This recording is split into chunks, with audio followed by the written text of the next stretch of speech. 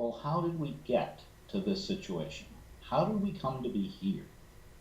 The answer very simply is, it's not just education that's changed, it's our society that has changed. And that change has been gradually taking place for the last 60 to 70 years, since the end of the Second World War. During that period, education has developed into a huge enterprise. Those changes began in the late 40s, and they began at the grassroots level. Local schools, which were essentially one-room schoolhouses. At the end of World War II, the one-room schoolhouse came under threat because many people moved from the rural areas into the cities and into the towns, because that's where the jobs were. As a result, some of the schoolhouses in the rural areas were absolutely empty or were declining, whereas at the same time, the pressure was on the urban schoolhouses to take more students than they could easily handle. So as a result of that, the schools formed into school boards.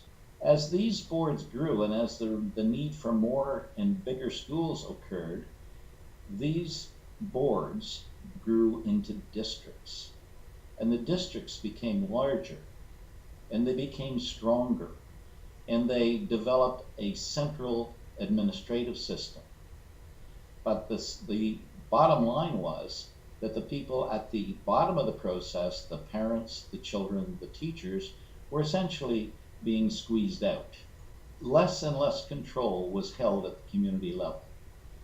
Later, when the need for special education was first determined and acted upon, state governments became involved.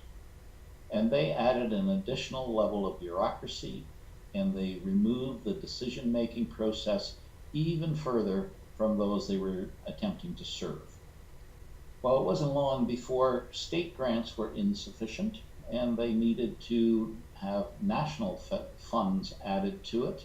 And so, again, another level of national jurisdiction, with the Office of Education morphing into the Department of Education, growing, using up lots of money, and even having its own Secretary of Education in the on the cabinet of the U.S. government.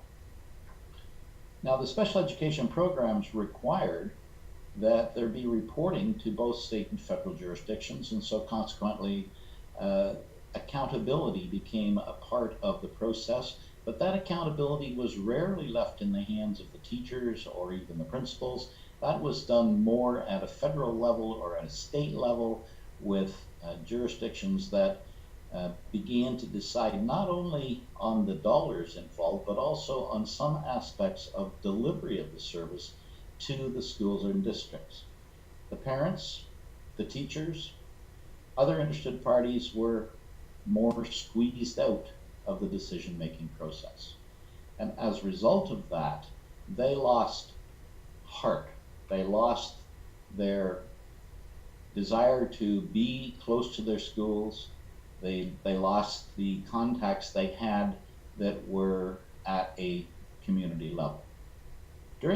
Especially during the 60s and 70s, the teachers formed unions, teacher federations, and they had numerous groups, and soon those unions morphed into other unions to look after all of the other personnel involved in education. So now the situation becomes even more complex because you have a number of different unions involved, and we have more bureaucracy and a situation in which the individual parents and the individual teachers are getting lost in the shuffle.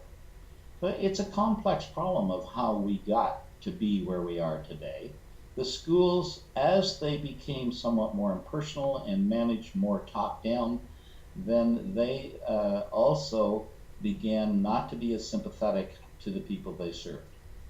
Sometimes decisions were made that were simply not in the best interests of the people we know and the people that needed it. because those decisions were based on discounts on textbooks that were given statewide as opposed to individual schools picking the ones that they thought were best. Uh, the whole situation turned out to be more expensive, massively administrative, and sometimes simply wrong-headed. Big education began to look very much like big agribusiness or big pharma or big banks. And they didn't necessarily take into account sufficiently the needs and the desires, or even the legalities in some cases of the people that they were looking at.